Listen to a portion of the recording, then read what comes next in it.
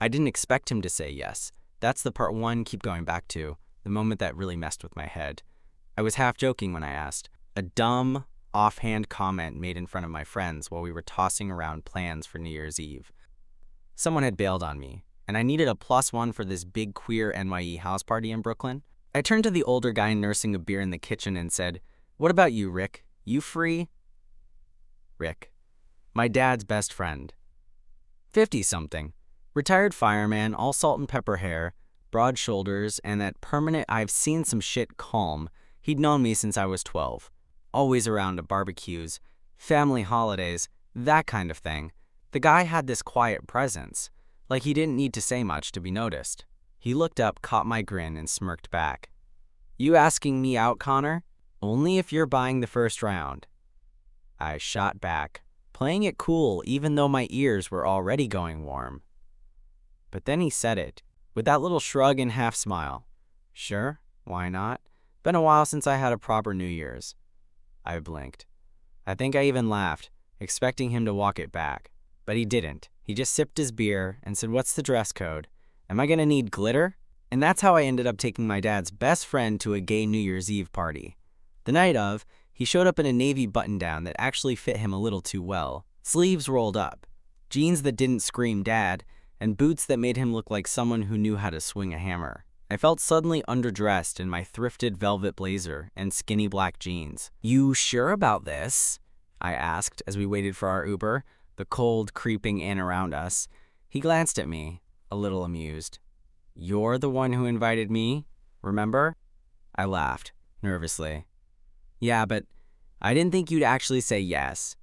Rick just smiled, and it did something weird to my chest. The party was already buzzing when we got there. Music pumping, lights low, bodies everywhere. The usual mix of twinks in mesh, bearded guys in crop tops, and everyone in between. I could feel eyes on us when we walked in. A few of my friends did double takes, then grinned when they realized it was him. "Is that your date?" someone whispered. DILF alert. Rick took it all in stride. He didn't flinch when a shirtless guy offered him a shot within 30 seconds of us arriving. He took it, nodded, and said, "Cheers," like he'd done it 100 times. But what got me was how at ease he looked. Like he wasn't just tolerating the crowd, he was enjoying it. "You good?" I asked him later, after we'd made our way to the kitchen for air. Rick leaned on the counter, watching people dance through the doorway. "Better than good," he said. "You weren't kidding. This crowd knows how to party." I handed him a White Claw and tried to keep my voice casual. "So you're not uncomfortable? Being around all this?" He turned to me, eyebrow raised. "Why would I be? Just a bunch of people having a good time. But, like the guys. The flirting." He took a sip, then looked at me for a long moment. "Connor," he said, voice steady. "You think I made it to 56 without figuring myself out a little?" That stopped me cold. My heart did this weird flip. I stammered, "I just assumed." "You assumed I was straight," he said, no bitterness in his voice, just stating it. I nodded, embarrassed. Rick smiled again, smaller this time. "You wouldn't be the first." We stood there in silence for a second, the thump of bass and laughter filling the space around us. I didn't know what to say. All I knew was that something had shifted, and I couldn't pretend it hadn't. We drifted back into the party, but things felt different now. Like the music had slowed just a notch. Or maybe my perception had. I kept looking at Rick, and not in the casual, friendly way I used to when he'd help my dad fix the garage door. Now every look held weight. Every glance from him carried that same question I hadn't dared to ask. A little before midnight, people started crowding into the main room, the big countdown space. My friend Max had set up this whole dramatic light rig, purple strobes, fog machine, and even a glitter cannon. Everyone was buzzing, drinks sloshing, bodies packed tight, the energy electric. Midnight kiss tradition, someone yelled over the music, and I felt Rick's gaze flick toward me before turning away, scanning the room like he was just watching the chaos unfold. "I can leave you to your crowd," he said, voice close to my ear so I could hear him over the music. "Do you want to?" I asked, maybe a little too quickly. He paused, then gave me a slow smile. Not if you don't. I didn't answer. I just led him through the bodies toward the corner of the room, near a tall window where we could breathe. The countdown started overhead, 10, 9, 8, and my chest tightened like I was on a roller coaster about to drop. 7, 6. Rick's arm brushed mine. Barely a touch. But it sent something sharp down my spine. 5, 4. He leaned closer. You sure you want to do this here? 3. My throat was dry. I nodded. Why not? 2. He didn't flinch. Just looked at me with this quiet, calm certainty. That fireman's calm. 1. And then we kissed. It wasn't rushed. It wasn't performative. It wasn't a dare or a joke. It was soft. Almost cautious at first. Just enough to say, I'm here if you want this. His lips were warm and slightly chapped from the cold, and he tasted faintly like beer and winter air. The noise of the room fell away. The whoops, the cheers, the blasting pop of glitter. It all blurred. When we pulled back, he kept his forehead against mine, breathing steady. Happy New Year, he said. I let out a shaky laugh. You too. Rick didn't say anything after that. Just stayed close, his hand resting lightly at the small of my back. And for once, I didn't care if anyone saw. I didn't care what assumptions they were making. I didn't care that he was my dad's best friend. Because in that moment, I just felt seen. Really seen. That he wasn't confused or caught off guard by what happened. He'd known all along. He'd been waiting for me to catch up. We didn't talk about the kiss that night. After the countdown, the party roared on. People danced harder, kissed longer, drinks spilled, and glitter clung to every inch of skin. Rick and I stayed near the edge of it all, orbiting just close enough to feel the heat, but still in our own world. We didn't need to say much. There was something about the way he stood next to me, quiet and steady, that made words feel unnecessary. Eventually, sometime after 2 a.m., we called an Uber. The back seat was dark, our driver playing soft reggaeton while the city slipped past. Rick didn't reach for my hand or anything, but I could feel his knee press lightly against mine, and he didn't move it. I didn't either. We got dropped off at my apartment, tiny, overheated, still reeking faintly of weed from the neighbors. I unlocked the door, stepping aside to let him in. It was supposed to be a joke, remember? Just a dumb party plus one, because I thought the idea of bringing my dad's best friend to a queer party would be funny. But now here we were, standing in my tiny entryway, both a little quiet. You want water? I offered, heading to the kitchen to grab a glass just to do something with my hands. Rick leaned against the doorway. Connor? I turned around. He wasn't smiling. Not in a bad way, just serious. Like he was about to say something that mattered. Was that kiss just part of the joke? The air in the room felt thick. My stomach flipped. No, I said quietly. It wasn't. He nodded, like he'd been holding his breath. I figured, he said. But I wanted to hear it from you. I crossed the room, glass still in hand. What about you? You ever kissed a guy before? Rick gave a soft laugh. Not in public. Not like that. That surprised me more than it should have. So you've... I started, not sure where the question was even going. He shrugged. I've lived a long time. Some things just took a while to come out of the box. I sat down on the edge of the couch, watching him. He looked solid in the dim light. Not like a man in crisis or someone fumbling through something new. Just calm. Honest. Like he'd spent a long time making peace with himself. Does my dad know? I asked before I could stop myself. Rick shook his head. Not that I've said anything. It's not exactly the kind of thing that comes up during a poker night. I smiled. You think he'd freak out? I don't know, he admitted. But that's not the part that worries me. What does? He hesitated. You. What this means for you. For us. I'm not looking to screw with your life. That hit me hard. Because as complicated as this was, and it was, there was something grounding in the way he said it. He wasn't pushing. He was making space, letting me decide. I don't know what it means either, I said honestly, but I don't want to pretend it didn't happen. Rick sat down beside me, not touching, just close. Then we figure it out. And just like that, we sat there, quietly. The first light of the new year, slowly creeping through the blinds. Rick didn't stay the night. He stood up after a while, rubbed the back of his neck, and said something like, "I should let you sleep." I didn't stop him. Part of me wanted to, yeah. But another part knew this wasn't the kind of thing you rushed. We weren't two strangers fumbling through a party hookup.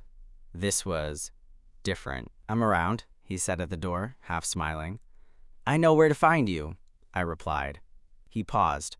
"You good?" "I think so." He looked at me for a long second, then nodded and slipped out into the cold. After he left, I sat on the edge of the couch, still dressed in my velvet blazer, the silence wrapping around me.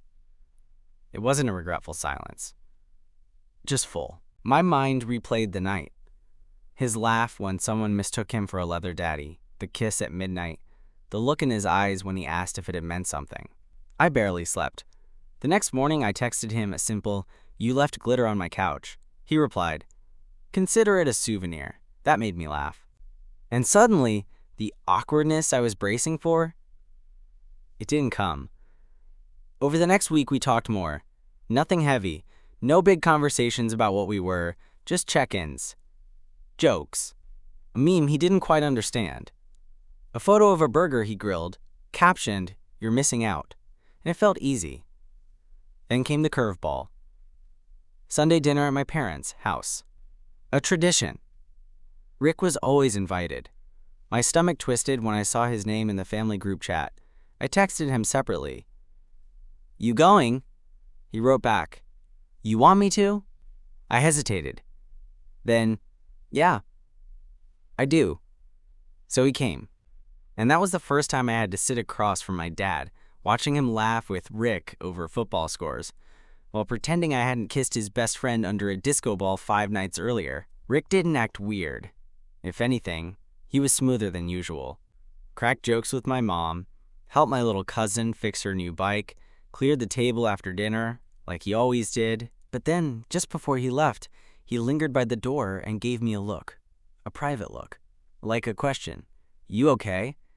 And I nodded. Because somehow, yeah, I was. I saw Rick again 2 days later. It was one of those cold January evenings where everything feels gray. Sky, sidewalk, mood. I had just finished work and was grabbing groceries when I spotted him in the wine aisle of all places. He was holding 2 bottles, frowning like he was trying to do algebra. "You buying for someone?" I asked, stepping up beside him.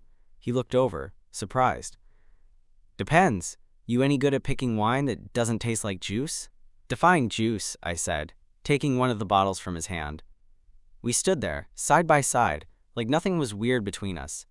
It felt surprisingly normal. "Dinner plans?" I asked, turning the bottle over in my hands. He nodded. "Neighbor invited me over. She's been trying to set me up with her niece for a year now."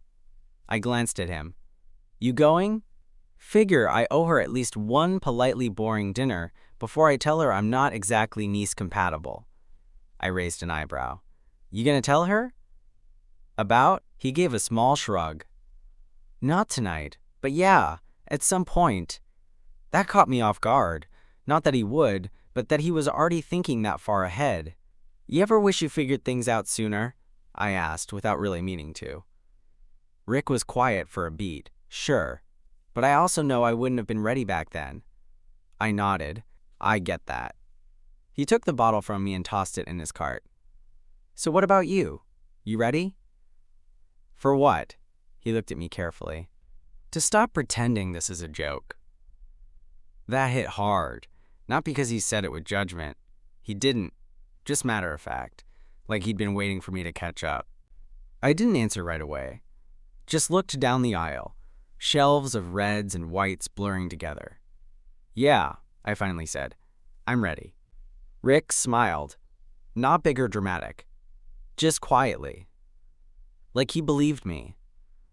Good, he said. Then maybe next time I buy the wine and you cook. Deal, I said, trying not to smile too much. He leaned in just slightly, voice low. Also, midnight kiss or not, you're terrible at keeping secrets. Your dad kept giving me side-eye during dessert, I groaned. He knows? Not officially, but he's not dumb. Great, Rick grinned. Relax. He didn't pull out a shotgun. We're fine. I was right to worry about my dad. A few days after that wine store run-in, I got a text. Dinner? Just you and me. Tomorrow. 7. Now, to be clear, my dad doesn't do solo dinner invitations. He's more of a group barbecue kind of guy. The type who only texts with thumbs and refuses to use emojis. So yeah, I knew exactly what that message meant. He'd figured something out. I spent the next 24 hours turning over every possible version of the conversation in my head. Would he be mad? Confused? Weirdly supportive, but in a clumsy just don't tell your mom kind of way? When I showed up at the restaurant, a low-key Italian place we used to hit after my soccer games, he was already there, menu folded, beer half empty, watching me like I was late to a meeting I didn't know I had. Hey, Dad, I said, trying for normal. He nodded. Connor, I sat down, tried to smile. This feels like a trap. He didn't return the smile. You seeing Rick? There it was. No warm-up, no buffer. I exhaled slowly. Yeah, I am. He stared at me, unreadable. Then, since when? Not long. New Year's Eve, actually. His brow furrowed. You invited him to that party? I nodded. Sort of on a dare, but it wasn't a joke. Not really. He sipped his beer, then looked at me again. Is this serious? I didn't hesitate. Yeah, it might be. He was quiet. Like, full minute of silence quiet. I've known Rick since we were 22, he finally said. He's been there for every major thing in my life. Weddings, deaths, your birth. He helped me fix your damn treehouse. I braced myself. So if he hurts you, my dad said calmly, I'll break his kneecaps. I blinked. Then I laughed. Like, actually laughed. That's it? That's your big dad talk? He shrugged. You're not 15 anymore. You don't need my blessing. But if you're telling me this guy matters to you, then I'll deal with the weirdness. Just be smart, okay? I nodded, still stunned. Okay. He waved the server over. All right, now let's order. And don't tell your mother yet. I'm not emotionally equipped to walk her through that drama. Things didn't turn into a movie montage after that. There were no grand declarations, no sudden weekend getaways, no dramatic hand-holding in public. What there was, though, was something quieter. Texts in the middle of the day. Dinner once a week at his place or mine. That weird mix of ease and tension that happens when you like someone and are still figuring out how to like them in real time. The thing about Rick, he didn't try to impress me. He didn't suddenly become more gay adjacent or pretend he was 20 years younger. He didn't overanalyze it, and maybe that was what grounded me most. He was just there. Solid, steady, kind. He invited me to a volunteer gig one weekend. A firehouse fundraiser he helped run every year. I tagged along, expecting to be the awkward guy holding the clipboard. But instead, he introduced me like I belonged. This is Connor, he told people. Not my friend's son. Not someone helping out. Just Connor. And people didn't blink, didn't whisper, just shook my hand, handed me coffee, gave me a reflective vest, and told me where to set up cones. Later, back at his truck, I sat beside him and watched the sun drop behind the warehouse roofs. You've done this every year? I asked. He nodded. Since I retired. I turned to him. You're not afraid? He raised an eyebrow. Of what? This. Us. Being seen. Rick's answer was simple. I was, once. Not anymore. And somehow, I knew he meant it. 3 months after that New Year's kiss, Rick and I went to another party, my friend Noah's birthday.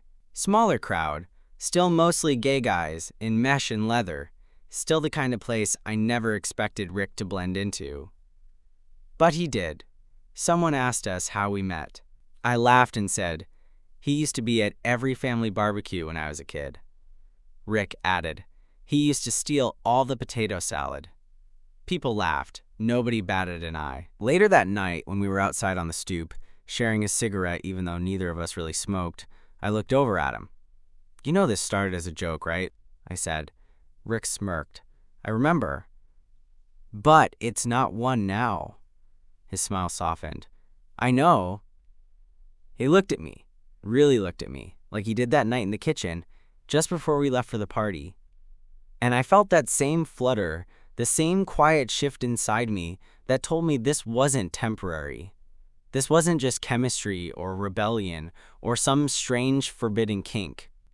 It was something real, not flashy, not dramatic, just two people who happened to find each other in a way no one could have predicted, including us. I took a long breath, exhaled into the cold night.